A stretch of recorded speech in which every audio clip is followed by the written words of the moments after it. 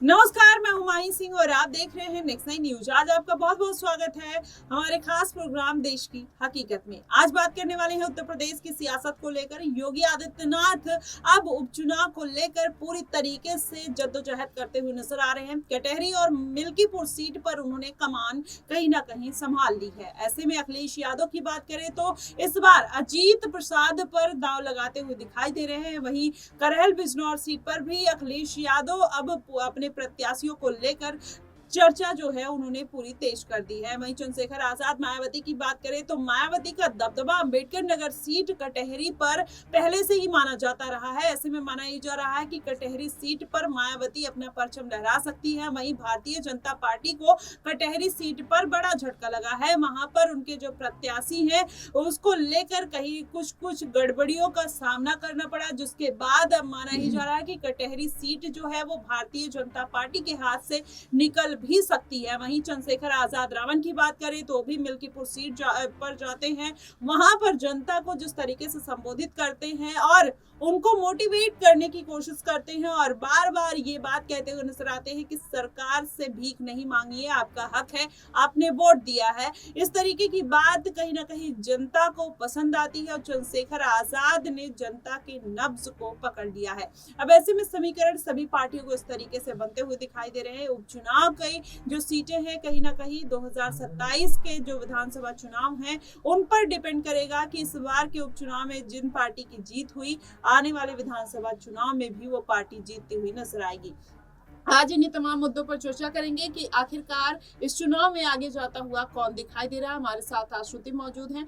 आश्रुति, क्या लगता है कि इस बार की 10 सीटों पर उपचुनाव होने वाले हैं, सभी पार्टियां मैदान में हैं और हर कोई जद्दोजहद करता हुआ नजर आ रहा है। भारतीय जनता पार्टी अपने आप को कहीं ना कहीं इंप्रूव करने की कोशिश भी कर रही है। वहीं चंद्रशेखर आजाद नई पार्टी बने और अचानक से बूम पर आ गए। वहीं अखिलेश यादव भी इस बार बेहतर प्रदर्शन करते हुए नजर आए। बीच में मायावती फंस रही, क्या समीकरण देख रहे हैं? देखिए, उत्तर प्रदेश में आने वाले उपचुनाव में अगर आप देखें तो कहीं ना कहीं जो 10 सीटें हैं, 10 में से 9 सीटों पर भारतीय जनता पार्टी कहीं ना कहीं दावा चलाने का प्रयास कर रही है कि 9 की 9 सीटों पर वो कहीं ना कहीं चुनाव लड़ती नजर आएंगी। लेकिन अगर आप दूसरी ओर देखें तो जो एक सीट है उस एक सीट पर जयंत चौधरी कहीं ना कहीं वो एक सीट मांगते नजर आ रहे हैं और खुद एनडीए का खेमा वो एक सीट जयंत चौधरी को ही देता नजर आ रहा है। कहीं ना कहीं कयास जो है वो इस प्रकार के हैं। वहीं अभी तक कोई औपचारिक मोहर नहीं है कि मिल्कीपुर की जो सीट है वो जयंत चौधरी को आने वाले समय में एनडीए देता या सौंपता नजर आ सकता है। लेकिन अगर आप दूसरी ओर देखें तो 9 सीटों पर भारतीय जनता पार्टी अगर अकेले चुनाव लड़ने की एक तरह से जो एक रणनीति बना रही है, सवाल ये है कि क्या ये 9 सीटों पर असल में भारतीय जनता पार्टी 9 की 9 सीटें अपने खाते में ला पाएगी? क्योंकि अगर आपने एनडीए के गुट की और अगर आप थोड़ा रुक करके देखें तो इस बार जयंत चौधरी भी सीटें मांग रहे हैं, ओपी राजभर भी सीटें मांग रहे हैं। ओपी राजभर का भी साफ तौर पर कहना है कि जो लोकसभा चुनाव में मेरे बेटे की हार हुई थी उसका कहीं ना कहीं वो एक तरह से कहें जो खामियाजा उन्होंने भुगता है उसका पूर्ण तरह से भुगतान वो इस बार इस उपचुनाव में कहीं ना कहीं करना चाहते हैं और इसी के चलते वो सीटें मांगते नजर आ रहे हैं। अनुप्रिया पटेल भी कहीं ना कहीं आप देखें तो 2 सीटें वो भी कहीं ना कहीं मांगती नजर आ रही है। मुझे लग रहा है भारतीय जनता पार्टी यहाँ पर जो सीटें नहीं बांट रही है, अपने ही पास रखने का प्रयास में है, ये कहीं ना कहीं एनडीए के गुट में अंतरकलह आने वाले समय में बढ़ा सकता है। और ये भी एक अलग मुद्दा है। उससे भी ज्यादा आप देखिए जो मायावती की आप जिस हिसाब से जिक्र कर रही है कि उत्तर प्रदेश की राजनीति में कहीं ना कहीं एक और समाजवादी पार्टी भी अपने प्रत्याशियों का ऐलान करने वाली है कि 10 की 10 सीटों पर आखिर किनको उतारेगी। आखिर जो राहुल गांधी के साथ जो इंडिया गठबंधन में कहीं ना कहीं अखिलेश और राहुल ये जो भाई की जोड़ी उत्तर प्रदेश में चलती है, आखिर कितनी सीटें बटकर कांग्रेस के खेमे में जाएंगी? क्योंकि अगर आप देखें तो उपचुनाव में कांग्रेस 4 सीटें मांगती इन 10 सीटों में नजर आ रही थी, लेकिन अखिलेश यादव ने साफ तौर पर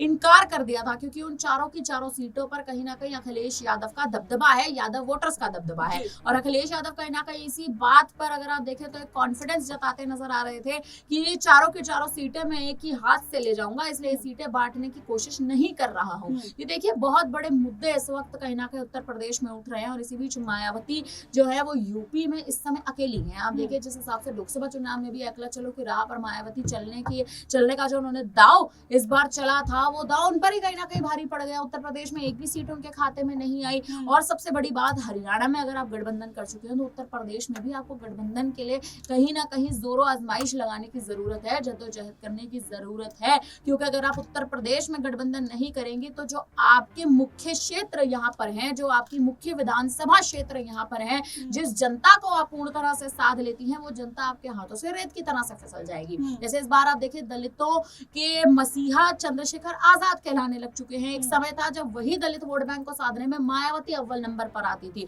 जिस नगीना सीट से आजाद ने इस बार जीत दर्ज की है, साल 2007 में मायावती ने इसी सीट से शुरुआत की थी, इसी सीट पर जीत दर्ज करके मुख्यमंत्री की गद्दी तक की राह अपनी आसान की थी। आप देखिए दलित वोट बैंक कहीं ना कहीं इस बार मायावती के हाथ से छिटक रहा है। छिटकने का कारण कहीं ना कहीं यही है क्योंकि मायावती भले ही मुख्य चेहरा कहलाती हो, लेकिन मायावती की पार्टी की जो कमान है वो ढंग तरह से नहीं कहीं ना कहीं इस बार आप देखें तो संभालने में मायावती एक तरह से कहें तो कहीं ना कहीं लैक हो रही है या यूं कहें कि पिछड़ रही है, क्योंकि मायावती को अपनी पार्टी की कमान संभालने के लिए भले ही उन्होंने आकाश आनंद को वो लेकर आ गई है, लेकिन आकाश आनंद भी आखिर कब तक संभाल लेंगे, क्योंकि आकाश आनंद भी युवा चेहरा है। जब दलितों को साधने की बात आएगी, यादव वोटर्स को साधने की बात आएगी, मुस्लिम वोटर को साधने की बात आएगी, तो खुद आकाश आनंद के भी पांव पीछे हटेंगे, क्योंकि आकाश आनंद केवल एक वर्ग को अपनी ओर ला सकते हैं, ना कि पूरे गुट को। और यही मायावती को रणनीति कहीं ना कहीं समझनी पड़ेगी। अगर आप हरियाणा में गठबंधन करने के लिए हाथ आगे बढ़ा रही हैं, तो उत्तर प्रदेश में भी हाथ बढ़ाइए, फिर चाहे आप छोटे ही गुटों को क्यों ना साधे। जी बिल्कुल, ऐसे में चाहे छोटे गुट को ना साधे, लेकिन मायावती अब जिस तरीके से अपनी स्ट्रेटजी बना रही है, आकाश आनंद को वापस तो लेकर आई है, लेकिन उनके जो सुर हैं वो बदल गए हैं। अंदाज और तेवर तो वही देखने को मिल रहे हैं, लेकिन बातों में नरमी देखने को मिल रही है।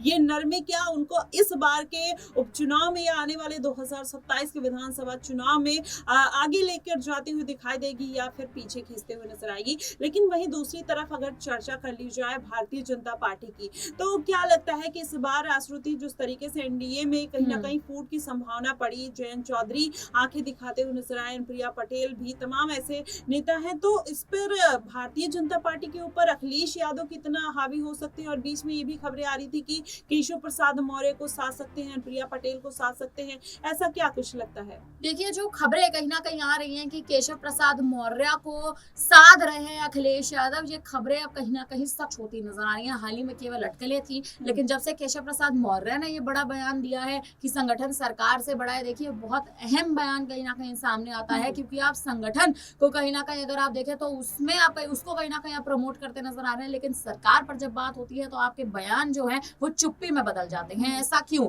ये केशव प्रसाद मौर्य से बहुत बड़ा सवाल इस वक्त पूछना चाहिए, और जब मीडिया उनसे सवाल पूछते तो केशव प्रसाद मौर्य भागते नजर आते हैं। देखिए ये वही केशव प्रसाद मौर्य जिनको एक समय पहले गृह मंत्री अमित शाह भाजपा में लेकर आए थे, क्योंकि केशव प्रसाद मौर्य ने जो अपने राजनीति की शुरुआत की थी वो बजरंग दल से की थी। उसके बाद धीरे धीरे जब केशव प्रसाद मौर्य राजनीति की आप देखें तमाम पार्टियों की समझ रखने लगे, तो अमित शाह एक छोटे एक तरह से कह सकते हैं एक छोटे स्तर से उठाकर कहीं ना कहीं केशव प्रसाद मौर्य को भारतीय जनता पार्टी में लेकर आए थे, और बीजेपी में लाते ही डिप्टी सीएम की गद्दी कहीं ना कहीं केशव प्रसाद मौर्य को सौंप दी गई थी। भले आप देखें जब आप याद करें 2022 के चुनाव में जब केशव प्रसाद मौर्य उससे पहले पहुंचे थे, या फिर यूं कहें कि भारतीय जनता पार्टी में एंट्री ली थी, उस वक्त मात्र केवल एक कार्यकर्ता के तौर पर काम करते थे। लेकिन कार्यकर्ता के तौर पर काम करने से और एक तरह से दूसरी ओर देखें तो डिप्टी सीएम की गद्दी संभालने में ये दो अलग मुद्दे हैं और दो अलग बातें हैं। और ये वही केशव प्रसाद मौर्य हैं जो एक समय पर योगी आदित्यनाथ के दाहिने हाथ खिलाते थे, लेकिन आज योगी आदित्यनाथ के सामने आंखों में आंखें डालकर उनसे ये बात कह रहे हैं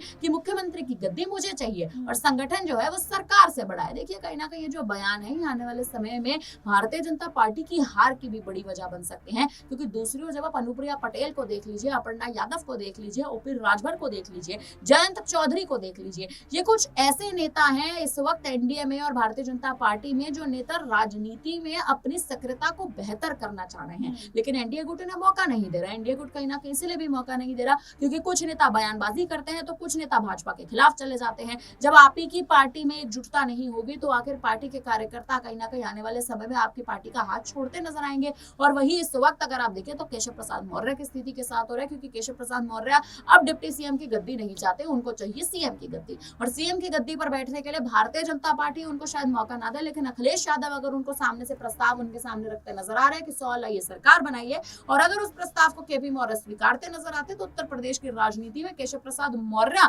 बड़ी वजह बनेंगे भारतीय जनता पार्टी में अंतर्कलह की। जी बिल्कुल, ऐसे में कहीं न कहीं केशव प्रसाद मौर्य भारतीय जनता पार्टी के लिए एक रोड़े के तौर पर सामने आ रहे थे, लेकिन पल्लवी पटेल से मुलाकात के बाद कहीं न कहीं ये अटकलें थमती हुई नज़र आई। वहीं अब देख लिया जाए तो अगर उत्तर प्रदेश में अखिलेश यादव और चंद्रशेखर आज़ाद रावण इस बार अपना दमखम दिखा देते हैं, तो कहीं न कहीं मायावती और भारतीय जनता पार्टी दोनों के लिए मुश्किलें जो है वो खड़ी हो जाएँगी। और इस बार अगर देखा जाए तो उत्तर प्रदेश के जो समीकरण बन रहे हैं, वो चंद्रशेखर आज़ाद के पक्ष में भी जाते हुए दिखाई दे रहे हैं और साथ में मायावती का सुपड़ा इस बार के उपचुनाव में साफ होता हुआ दिखाई दे रहा है। अश्रुति, क्या लगता है जी। कि मायावती भी दलितों के लिए वोट बैंक के रूप में काम कर रही हैं और वहीं चंद्रशेखर आजाद भी मैदान में है, तो क्या लगता है कि दोनों में से कौन आखिरकार ज्यादा से ज्यादा इस बार सीटें गेन कर पाएगा, या फिर मायावती और चंद्रशेखर आजाद आने वाले दिनों में कौन दलितों के नेता के तौर पर मुहर लग जाएगी कि ये बड़े दलित नेता हैं? देखिए, कहीं ना कहीं आजाद की बात करें तो दलितों के मसीहा कहला रहे हैं, और जिस हिसाब से नगीना की सीट से इस बार उन्होंने बहुमत का आंकड़ा पार करके लोकसभा चुनाव में जीत दर्ज की है,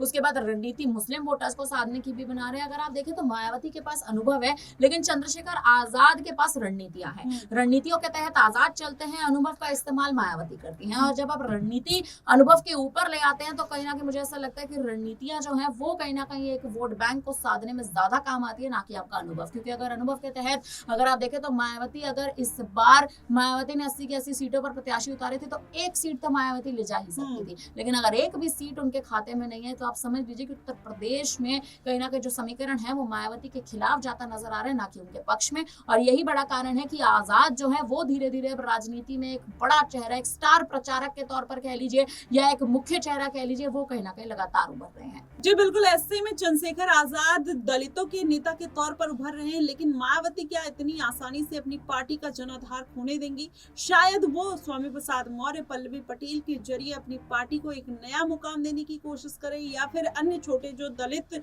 नेता है उनको साधने का प्रयास कर सकती हैं। और अगर आजाद के साथ गठबंधन कर लेती है तो जाहिर तौर पर बीएसपी एक बार फिर से खड़ी होती हुई दिखाई देगी, लेकिन ऐसा होगा या नहीं ये तो आने वाले भविष्य में पता चलेगा। फिलहाल आपको क्या कुछ लगता है, आप हमें कमेंट बॉक्स में जरूर बताइएगा। फिलहाल के लिए बस इतना ही। देश और दुनिया की तमाम खबरों के लिए हमारे साथ बने रहिएगा नेक्स्ट 9 न्यूज पर।